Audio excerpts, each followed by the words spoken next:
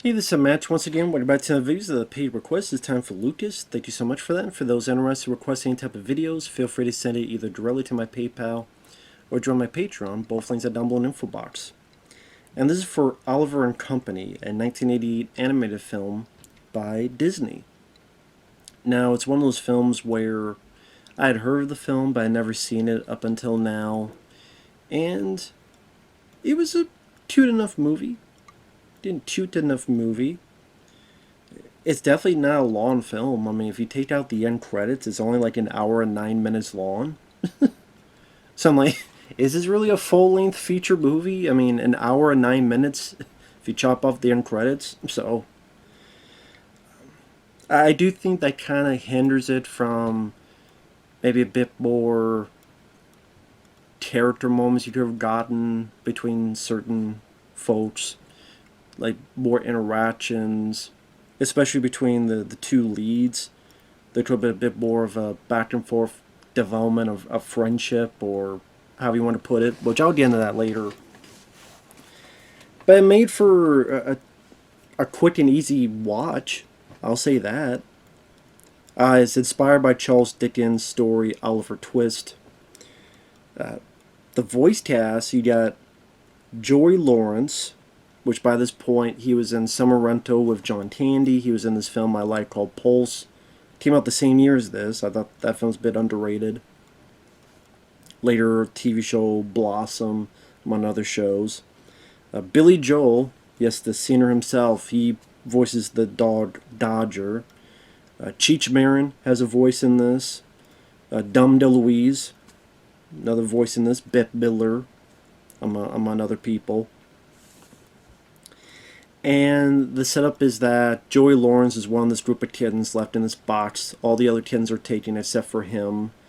So it's raining, he gets out of the box, he's just wandering the streets.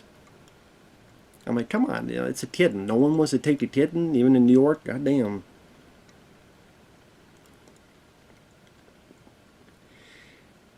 And so you see it trying to manage to survive, run away from wild dogs, things of that nature, wandering around New York, until it meets up this dog named Dodger. With his help, steal some hot dogs. But then the dog takes the dogs for himself, and the kitten's trying to chase after it. And that's where you get one of the multitude of songs throughout the film.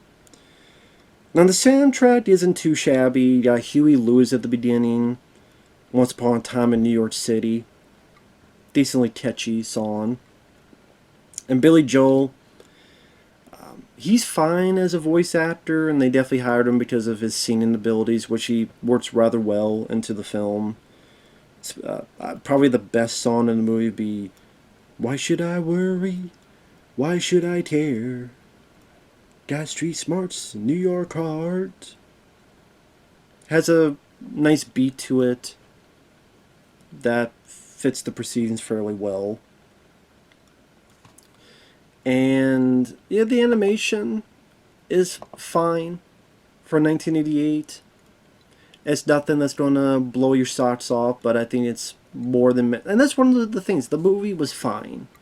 It was a fine movie. Like I said, went by a quick enough pace.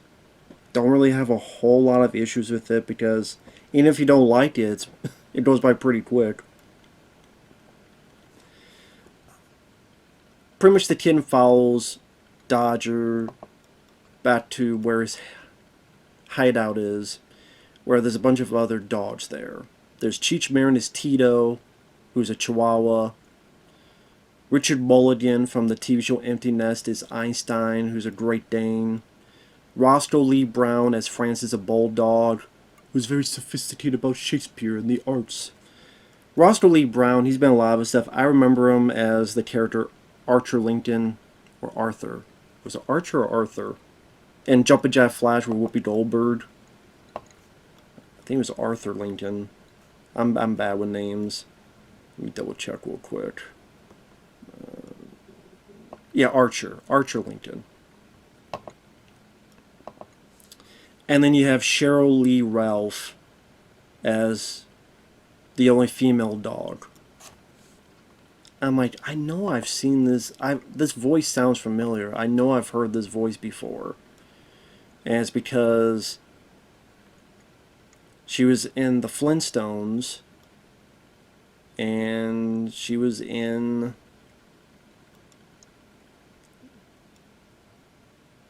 the Broadway musical Dreamgirls.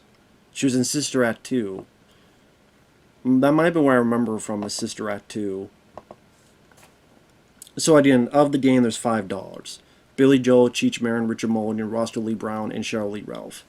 And then Dum DeLuise is this thief, but he's got a good heart to him, but he's very bumbling. And Dum DeLuise, he was in a lot of these animated films. He was in... Let's see if I can get all of this stuff. He was in the Secret of Nim, All Dogs Go to Heaven. Let me double check. Secret of Nim, An American Tale, Oliver and Company, All Dogs Go to Heaven, American Tale 5 Goes West, All Dogs Go to Heaven 2, Secret of Nim 2 even. He even voiced in the American Tale direct-to-video movies. So yeah, Dum DeLuise definitely did a lot of voice work animation-wise during that time period. Which, I mean, his voice fits, so that's definitely a good choice. That lighthearted tone to him. Which I always liked Dum DeLuise. He always seemed like a good-natured guy, so rest in peace to him. You find out Dum DeLuise owes money to his loan shark played by Robert Loggia, who was in the Sylvester Stallone film Over the Top. He was in Independence Day. So, nice to see him there. I mean, he doesn't have a whole lot to do.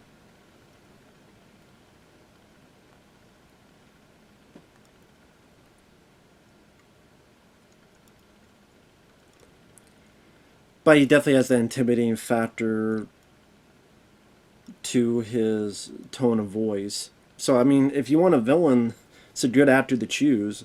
I mean, again, there's not a whole lot that he gets to do, but again, they definitely found the right voice to have that dire circumstances tone to it. Sorry, I have to respond.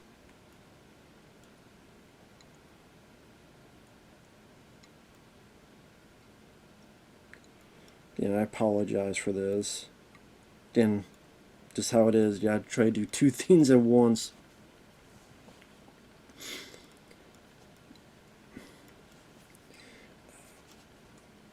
So the kid finds the hangout, and they don't know what he's all about.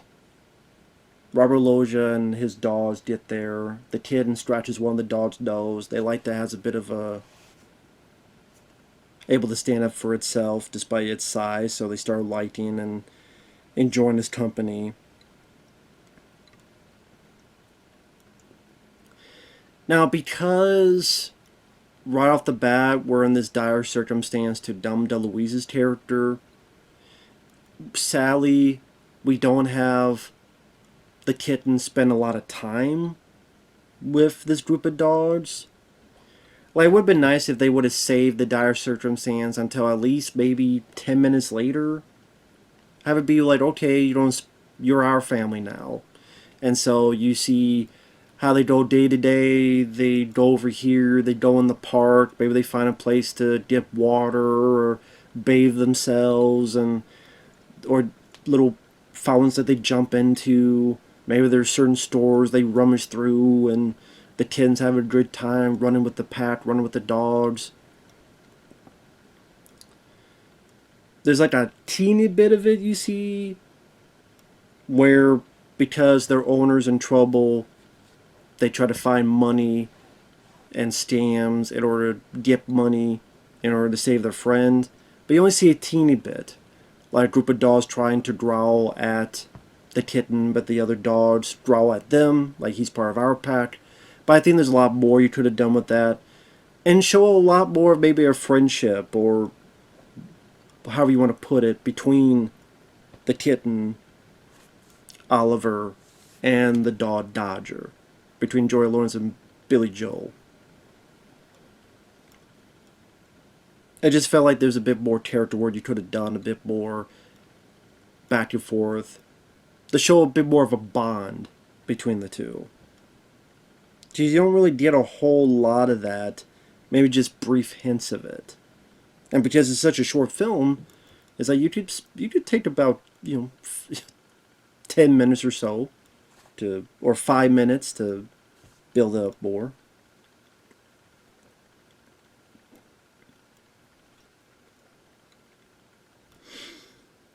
So they do this scene where one of the dog pretends he's hit by a limo, and Cheech Marin and the kid go on to try to steal some stuff.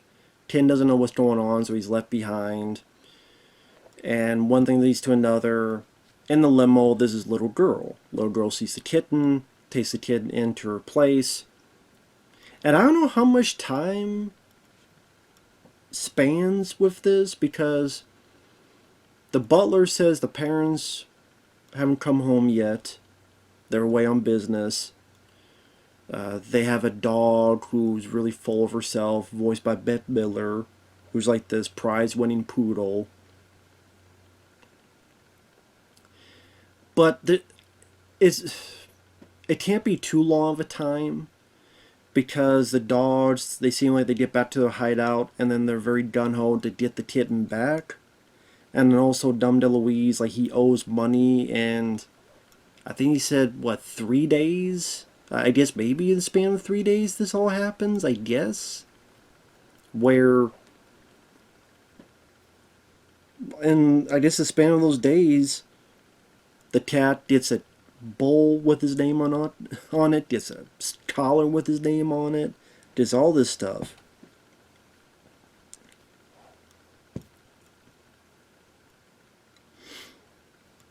But again, I will say it goes by at a quick pace, but I think by doing that, like, it would have been nice to see maybe a bit more of the poodle, her being more and more annoyed with the kitten, and maybe the kitten trying to warm up to Bette Midler. It just, no, she just takes one look and goes, I hate this guy, get the hell out of here. And so when the other dogs come, oh, you want the kitten? Here you go. Goodbye. They bring the kitten back. Dom DeLuise sees the collar. We'll use this as a ransom to get the money. The little girl finds them. The Dom DeLuise feels bad. But then Robert Loggia goes, whoa, wait a minute, this kid is going to be worth a lot of money. They steal the kid.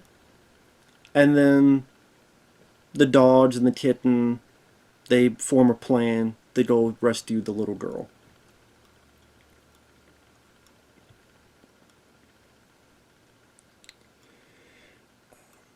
Of the voice work, Billy Joel, I said, did fine. Joey Lawrence, I didn't really have any issues with him as Oliver, the orphaned orange kitten. Richard Mulligan, his hair is pretty much playing dumb for a good chunk of it. Cheech Marin, entertaining, kind of a precursor to what he would do in The Lion King. Granted, as a hyena, he's a villain here. But, little precursor that, okay, this guy can work voice acting wise. He definitely brings a bit of exuberance and energy to it. Whether talking smack to the Dobermans or trying to hit on Bette Midler's character. There's even a bit where he sings the Snow White, hi ho, off to work I go. There's a bit where he does that. Or he's trying to get a car, go vroom, vroom, vroom. Like, again, of the voice acting, he definitely is the one that showcases the most energy out of everybody.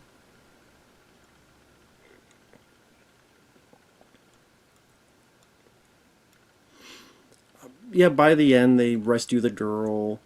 And then there's this bit where they're on this train track. And you have the good guys over here. You have the bad guys following. Decent action sequence. Definitely some seriousness involved where technically the bad guys die. Which, I mean, may not seem that crazy, but nowadays people would be so up in arms. Oh my god, they died. I don't know, just something about that. I always think of, animated films playing it a bit safer. The characters are arrested, or the characters are blah blah blah, be here, or they're defeated and then they give up and they go somewhere else to do something else. No, like you see the Dobermans, they fly off, and one you see in the back like get electrocuted, and then you see like the others, Robert Loggia's character, our heroes get out of the way, and he gets hit by an oncoming train, killing Robert Loggia's character. And I just, I don't know. Maybe it's not as crazy as making it sound, but I just see nowadays, oh no, you can't kill him. It's too dark for kids. It's too mean for kids. It's horror. Think of the children. Think of the children. It's like, no, children don't. Children watch, they're like me. They watch Predator and Aliens and Die Hard. They're fine with this. So that was a bit surprising, but I'm like, oh, okay. It's one of those films that it was harmless. I know I'm rambling. It's a harmless film. It's nothing that I would deem a classic, but if you like Disney affair, Disney fare at this time period, the animation didn't bother me too much. The voice worked the same. The characters not going to really have much depthness to them. Like I said, they made it seem like Jory Lawrence and Billy Joel's characters are good friends, but they help each other out at the finale, back and forth and help each other out. That's why I think it would have been better if you had more time of them bonding. Again, whether it be like a week, a month, where they're just bonding and they become a family, they become closer with each other, so that when the dire events happen, then you see why the dogs are more gung-ho to save this kitten, and why the kitten is torn. Maybe have him be torn with, this is his old family, but then here's his actual home and owner of a family, and he's torn between the two. I think that could create a little bit more interesting of a story, a little bit more impactful of the characters, have a stronger bond between Oliver and Dodger, those two characters. But overall, like I say, it's an hour and 9 minutes without the end credits. It's a harmless time waster. I didn't mind the film at all. Didn't mind the train, car, how you want to put it, that they're on. What's the best terminology?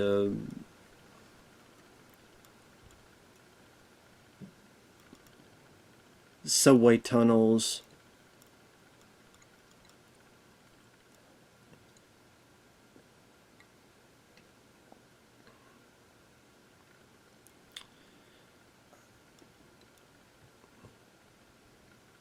I'm sorry, I'm seeing if there's any info I could find on the film. Did decently at the box office. It did pretty decently at the box office, so that definitely helped Disney. Because, they had films that didn't do that well, like The Black Cauldron. So this was a bit more of a safer affair. I guess this came out on the same day as The Land Before Time, and that was another hit. So I think those two films definitely helped Disney at the time. Because like I said, some of the films before were not doing the best, but this definitely helped. Just like The Black Cauldron didn't do much. And of course, a year later, you had The Little Mermaid. And then 1991, you had Beauty and the Beast. And then you had like I think a lot of people say a golden age of Disney. Beauty and the Beast, Aladdin, The Lion King, which then led to Pocahontas, Hunchback of Notre Dame, Hercules, Mulan, Tarzan.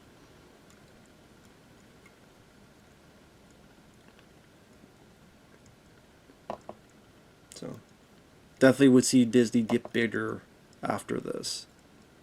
But nowadays, if they released this, it would seem humdrum probably to some modern folks. But back then, it's okay. It's a fun, entertaining piece of little harmless flick. So with that said, thanks for watching. Take care, and we'll see you guys later. Bye bye for now.